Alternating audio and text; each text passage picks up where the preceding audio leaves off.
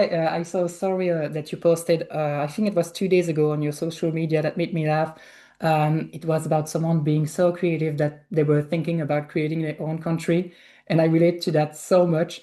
And so I wanted to start by asking you, when your mind is constantly generating new ideas, how do you cope with that creative overflow? And basically, how do you organize your ideas and I choose don't. which one That's to the pick? problem. Okay, fine.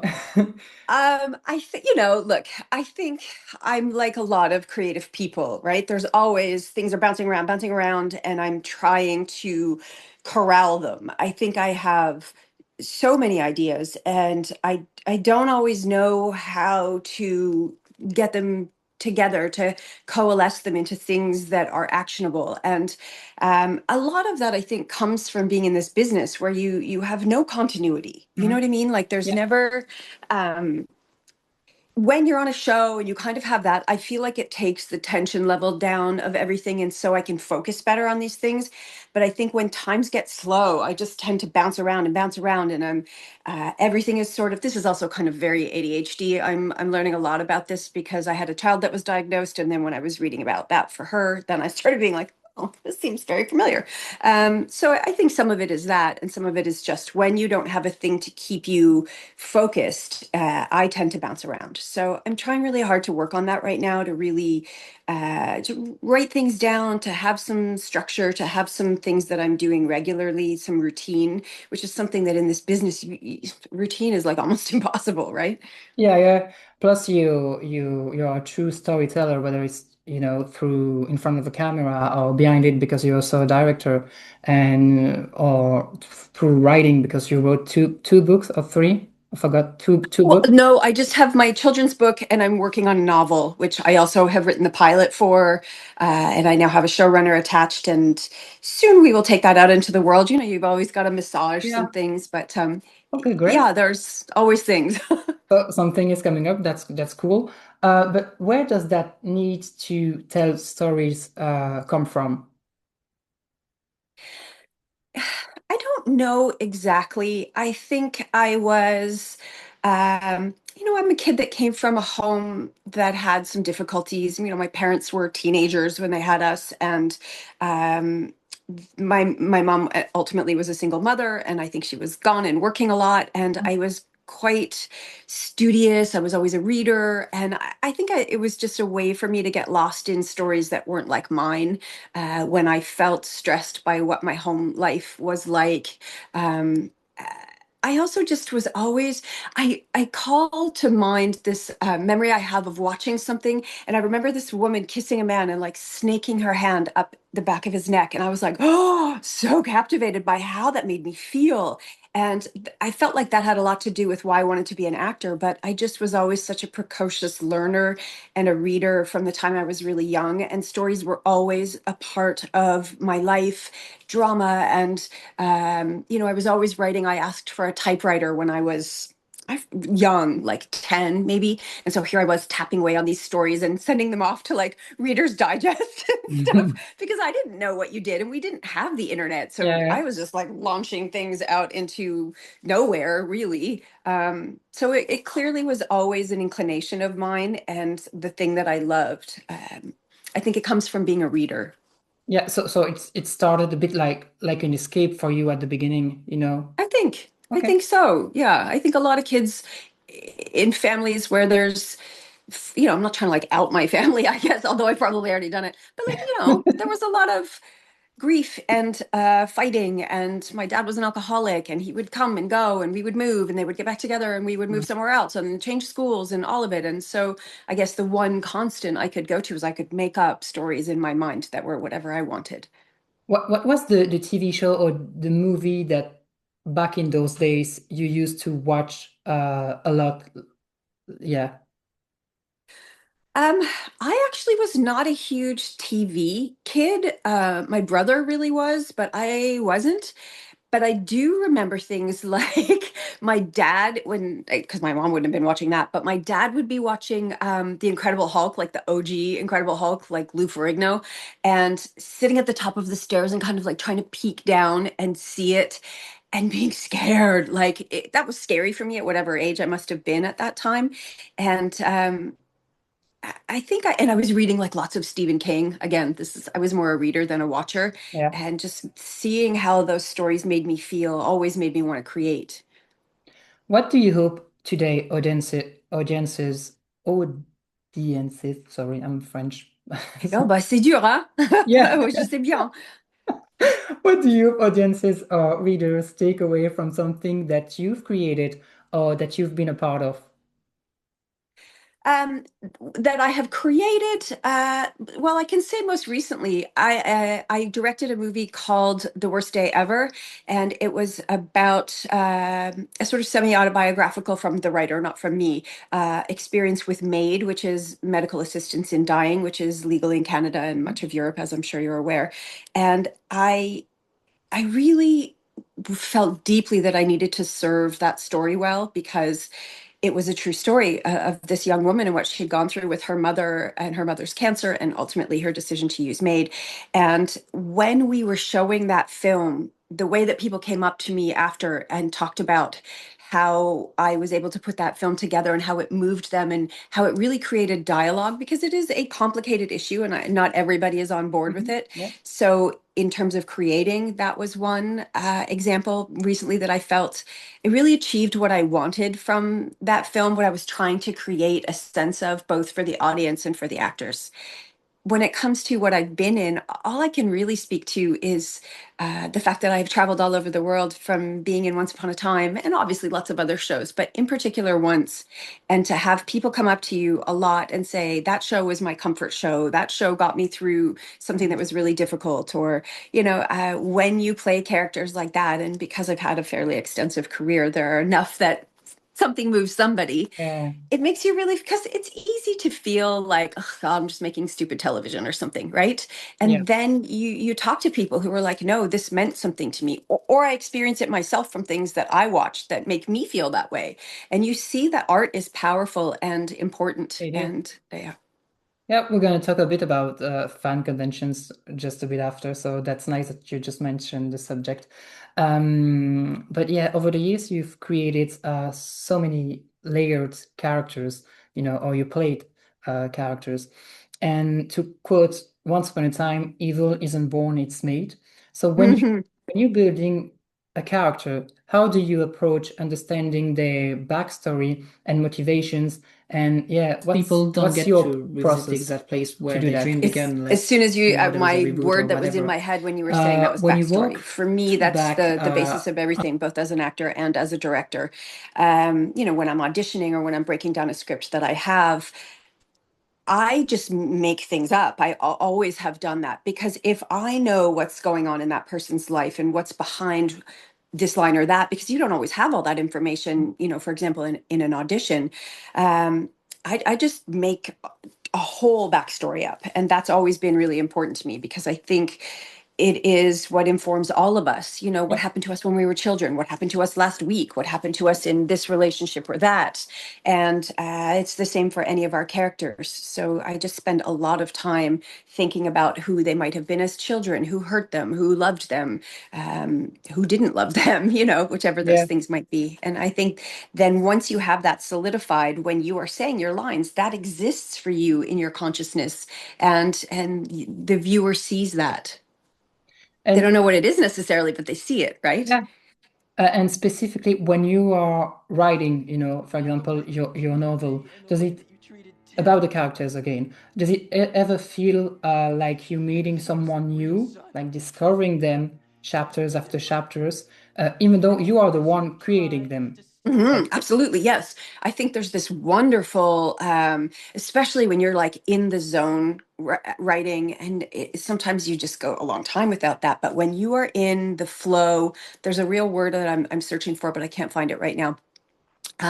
Sort of like serendipity, I suppose, where I'll be writing something and I know where I'm trying to go, and then something will happen that really surprises me. I live for those. I think everybody that's a creator lives for those moments, and yeah, I feel like I have the general skeleton of a story, and then as I'm writing it, it puts meat on its own bones to some degree, and I love the surprise of that. Uh, about Once Upon a Time, so the evil queen played by Lana Parrilla did terrible things like she killed people, Yes. villages, and all of that, but still she became a fan favorite.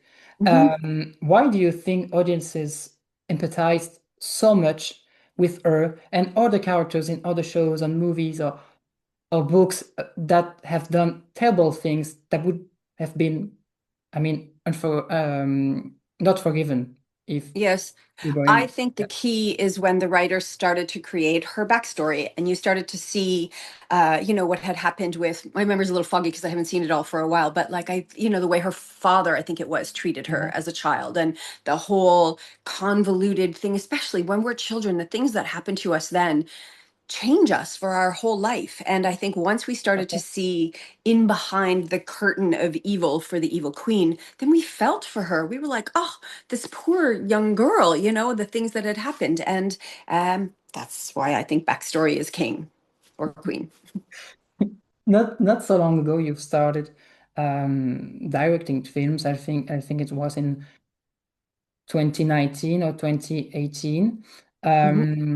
And so a bit of a deep question here, but directing is about making choices, right? And in so many ways, life works the same way. Like we're making small decisions that can completely change our path. Um, like some people decided to watch Once Upon a Time years ago and ended up meeting lifelong friends along the Mhm. journey. So looking back, is there a choice that you made, big or small, career related or not, that still surprised you today? Because of where it led. Hmm. I mean, I suppose everything, but I'm trying to think of something really in particular. I would say that, when I was in high school, again, A I had a single writer, mother. and We did not have he money wasn't a for widow. anything. I had a mom as well, Sometimes we so didn't the have two money to of heat them the raised house. Like us. literally, But we'd my be dad was huddled a over the writer, so register because his my mom had to his keep the heat so his low. head And was always they had a somewhere trip else. He to, was a great they had one dad, and trip we where the kids went to New York, and then they also had this. Oh, this is sort of separately. This kid came. His name was Olivier. I remember this to this day, and I think I was in ninth grade. And he came and he brought this whole slideshow, and he was showing. He was from, I don't even remember where in France, but he was like, "This is where," and he was so cute because he was sort of bouncing on his tiptoes. I remember this so well. And he had all these pictures of France, and I was like, oh, captivated. And there was no way I could go to France. I couldn't go anywhere. I'd never been anywhere, and but it was in my head. I was like, I will go to France. And I remember other kids going on school trips and seeing their pictures in their lockers. And it was devastating for me that I couldn't go. And then finally, in third year of university, even though I had no business doing it, I decided I would go to the Université Canadienne en France, which I did not even know existed until I found it then. And I didn't have enough money. I should never have gone. I didn't have enough money to stay Mhm. ultimately. So I moved to Paris, but I did it. I went there. I remember being like, was so delighted when I finally stepped foot in France. And then when I moved up to Paris and I got a little teeny chambre de bonne, and I remember calling my mom from I forget what you even called them, like the cabine, right? Mhm. They Yeah. don't even have them anymore. I was there not that long ago and it's gone, the cabine. But calling my mom and I was like, I have an apartment in France. And I feel like that changed me, that whole experience leading all the way back to that kid in ninth grade who was an exchange student and came and talked about France in a way that just grabbed me. And France has never left my heart. It is super important to me. My family was French going back. They came from this in the 1600s from France to Canada and were bilingual until my mom, who at 2 years old moved away from the enclave where everybody spoke French. That was it, wiped out. Nobody in my family speaks French anymore. And I made sure that I did. And I made sure I brought it back. Both my kids are in immersion and bilingual. My daughter, my oldest, her French is better than mine. Elle a un petit ami parisien maintenant. Elle parle super, super bien français, mieux que moi. And so, yeah, I would say that kid coming to my school at that time set a fire under me for France. And I don't know, I guess it's in my blood, right? Yeah, your That was French a is long no, explanation no, for that's that. okay. Sorry. That's perfect. Thank you. Your French is really good. What was the neighborhood you stayed in Paris? I started in the fifth at Gobelin, Okay. Boulevard Port-Royal. Yeah. And then after, I forget how long, I eventually moved to Sentier in the second. Okay. I Yeah. mean, the story is beautiful because now you get back to friends every once in a while for a convention like we were Yep. talking about. So the yeah, I do like that story. Thank you for sharing. And you want to know Um, something crazy? I'll just throw in that yeah. the little girl. So I ended up the chambre de bonne. I was like a sort of nounou, sort of part time for Okay. that in exchange for the apartment. I'm still in touch with that family. She just had a baby. He just turned 1. And when I was in Paris the last time, I went to see her and Oh her baby, who wow. was the same age as when I used to watch her in Paris all those years ago. Oh, wow, so that's nice that you kept in touch with her. That's Yeah, good. I That's really good did to try. yeah, that's good to have, friends around the globe. It's really nice. So I don't want to kill the mood, but let's talk a bit about Final Destination 2, where you play Kat Jennings. Uh, the franchise taps into a very universal fear, I believe, that tomorrow isn't promised and we Mm. could die at any moment. I mean, that's the truth. Do you personally think about that? And do you believe we can't escape or at least have control on our own journey, destiny? Oh, je sais pas. Huh. I really have never come to a solid conclusion about that. I think there are some people of faith who are able to say God has a plan for me or whatever. I don't believe that. I would love to believe that the universe has a plan for me, but I don't know that I believe that either. I think when I Mhm. study philosophy and I listen to, philosophers the, or neuroscientists, or I have a sense that no, it's random, it's chaos. Yeah. There's no anything. The universe does not care. I, I don't love that.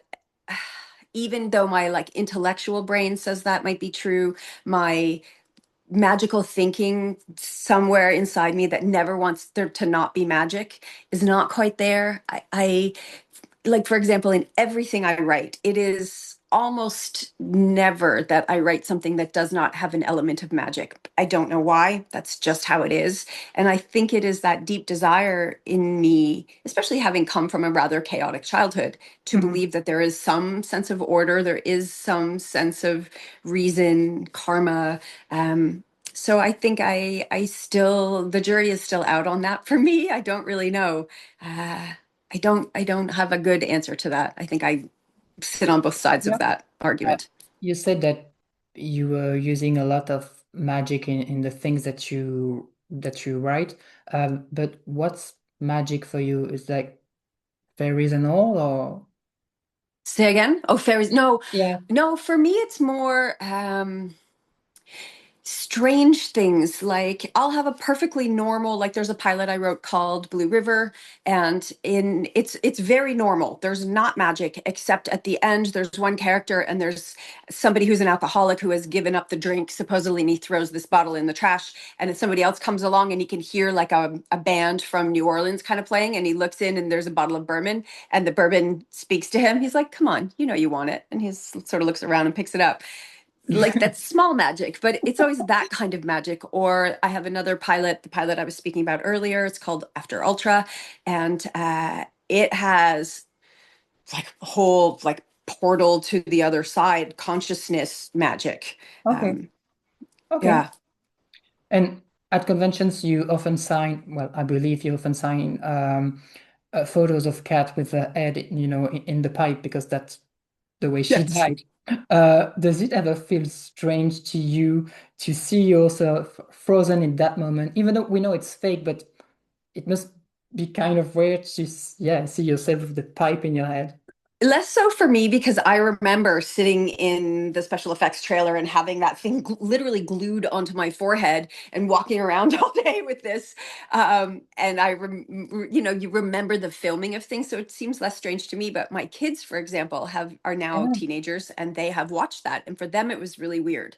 It's weird yeah, to see their mom, things like that happen to their mom. They have trouble, not trouble, but it's weirder. It's harder for them to separate that out than it is for me because I yeah, it was must there be. shooting it and all the strange things that happen with that. There are certain things that, like, for example, the Once Upon a Time episode where I was in the coffin, my mom was like, nope, she could not watch that. She would not watch that. She doesn't watch anything in which I die as a character. It just upsets her.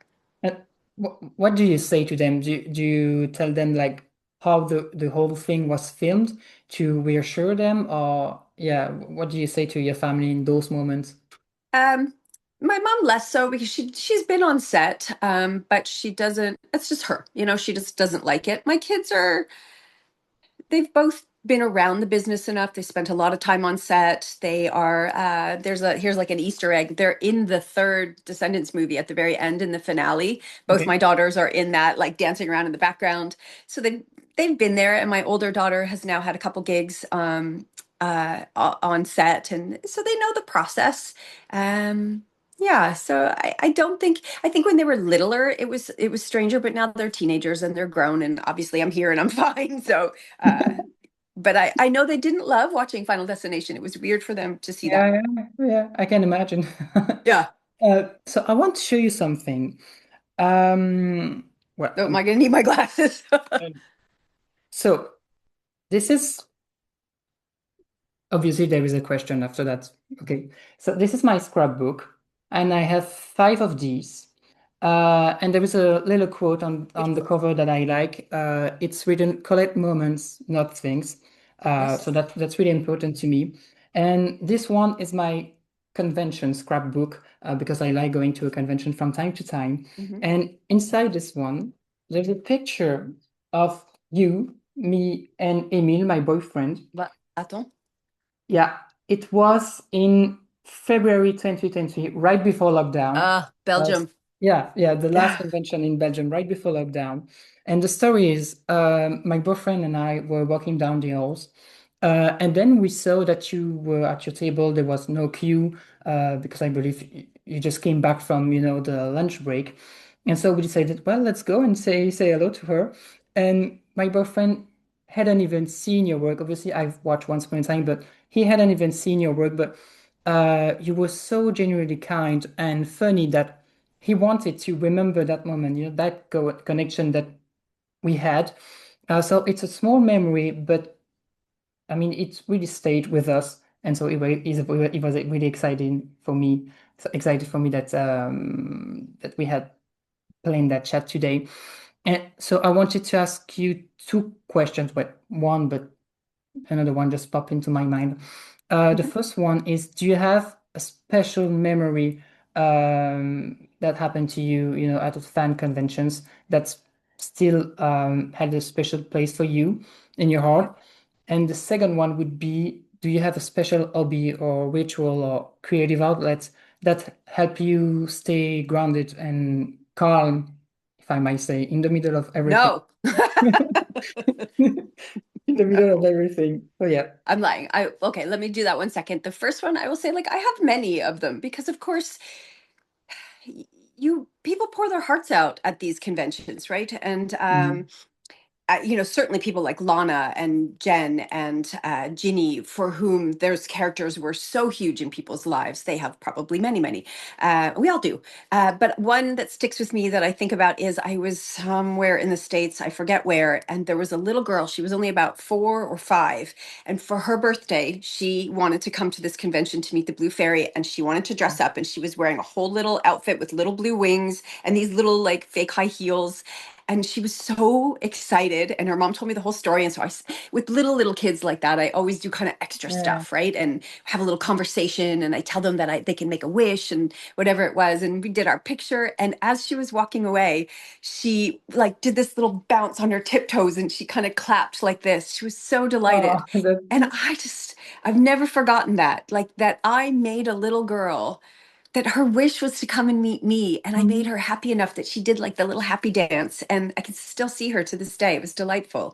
And I have several of those kinds of stories, particularly with little kids, and I really hold those because it is easy to feel despondent about this business and about the state of it and about the cost of it for each of us. And when I have those moments, when I realize that, it's like when Nicole Kidman said after COVID and she was at the Oscars or whatever, and she was like, art is important. It's true. Art is important.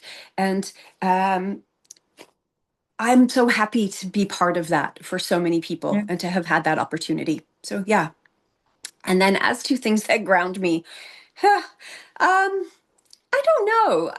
Yes, I have all kinds, I do, I'm always signed up for something. I try new things. I try to constantly work on like neuroplasticity so that I am working on my brain. So for a while I joined a choir, a pop choir, and we were singing like Katy Perry songs and stuff. And that was fun. And it brought out a whole, like at the beginning, sometimes I'd be singing and I would cry. The words would hit me, and so I'm like, oh, okay, that was good for a while. And then sometimes it's like right now I just took up curling after the Olympics. I was like, I want to learn how to curl. So I took up curling. And so I'm always kind of finding little things. I've never found the one, the thing that I cannot stop doing. I'm always searching for that one other than reading and writing and finding out a way. Like right now, one of my big things is like, I want to open a bookstore. I've always wanted to open a bookstore. Should I open a bookstore? Is it smart to open a bookstore? I don't know, but it's really in my consciousness right now. And I'm constantly researching, like, how can I make this happen? Is it stupid? Am I going to make any money? Am I going to spend my retirement? I don't know. I feel you. I feel the pain. Yeah, do you? Yes. I think lots of people, their dream is to open a bookstore, right? Or a little cafe or whatever it is. Um, but always, always books and reading and story is my place I come back to, regardless. Yeah, My home is literally filled with books. I was going to ask that you've worn so many creative hats. Is there one that feels more like home to you? But I guess that you would say probably something related to books. Books always do. When I'm talking about books, I could talk about them forever. When I was on the CBC show Canada Reads, I don't, you probably wouldn't know it, but every year, five sort of celebrity panelists each pick a book, and we go on TV and on the radio and we talk about why this is the book that everyone in Canada should read. And as I was doing all the prep for it and doing the interviews for it, I was like, and then have you read this book? Have you read this book? Oh, and then that reminds me about this book. And I realized like that's something I really, really love. I love to talk about books. And sometimes I think, oh, I should have a podcast where I talk about books. But I also like don't want to have to chase down, what it's like trying to chase down people to Mm, do your podcast. And I was yeah. like, I don't want to do that. But other than that, honestly, I would say directing, as soon as I started directing, I was like, this is where I should have been all along. But women were not directors when I started. I can absolutely say that when I first thought of it, I was like, oh, well, no, directors are men. Like, I really thought that because if you don't see it, you don't understand that you can be it. Hmm. And I really did not understand that. The young women coming up today who are just like, oh, I can be a director. That's because they've seen it. That's because Yeah. to some degree, people like me, but really people before me started doing it. And they were like, well, yeah. And now, yeah, it's obvious now, but it wasn't for me. And unfortunately, I think I came to it a little bit late. And then with the strikes, it's been really hard for me to get my footing as a director again when all that retraction happened and there was so much less work. But all that to say, when I'm doing it, I am so into it. I love working with actors. I love working with the crew. I love that every single thing you see in that shot is there because I chose it to be there. And there's a reason why I chose it. And going through the story and finding things that I can put in there that are not necessarily in the script. And like I'm in awe when I watch actors, even though I am one. I'm like, man, actors are crazy people. And so just I love the whole process of it. And I'm sad that I didn't start earlier, that I didn't know that I could, and all of that. But here we are. So Do you have new projects that are coming up soon on the directing part of no, it? unfortunately, no, I don't. I have a lot of things that I'm pitching, and I'm constantly doing that. And I have a new idea that is actually sort of probable. But other than that, I'm really like I'm working on these pilots that I have as an effort to just create things. So. But how does that work when you're a director? Do you have to chase for scripts or like how does it go? Yeah, it's more chasing. Sorry, Okay. this is my daughter calling me and I can't, she won't stop. Let's see if she stops. Okay. Um, and my phone's running out of power. It's just like a trifecta of Yeah. things. Yeah, no, it's a chase. It's as much a hustle as it is being an actor, perhaps worse, which I did not realize. And I really thought because of all the experience that I had as an actor, like I've been doing this for a long time. I have a lot of credits. I have done well over my 10,000 hours on set.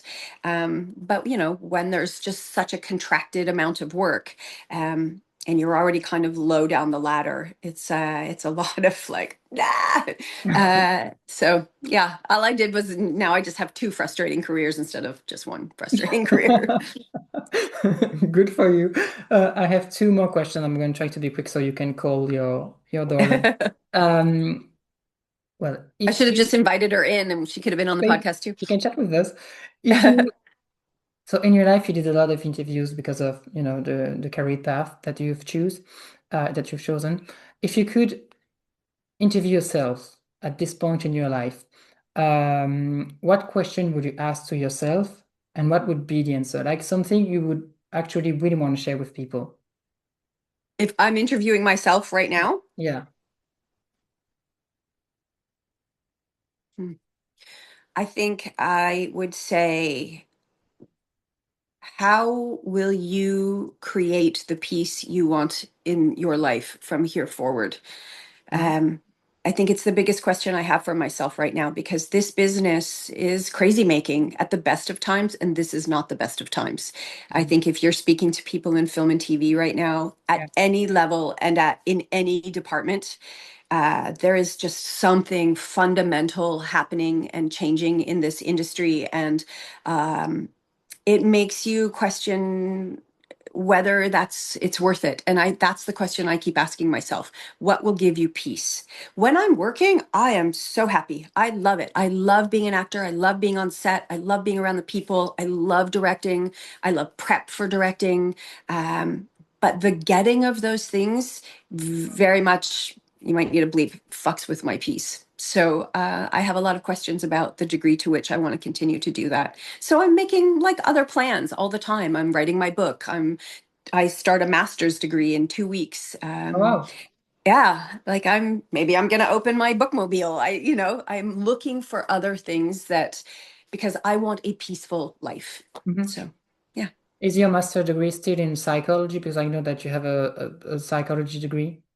No, it's called a Master's of Interdisciplinary Studies, and my basis is writing in new media, Okay. and I want to kind of augment it with communications and cultural studies. I really want to focus on things like how to promote Canadian cultural sovereignty, so that we can have our own system of storytelling, tell Hmm. the stories of Canadians, because I think when you live next door to an elephant like the United States, and we all do, we're all consuming Netflix and Yeah. Amazon and all Yeah. those things.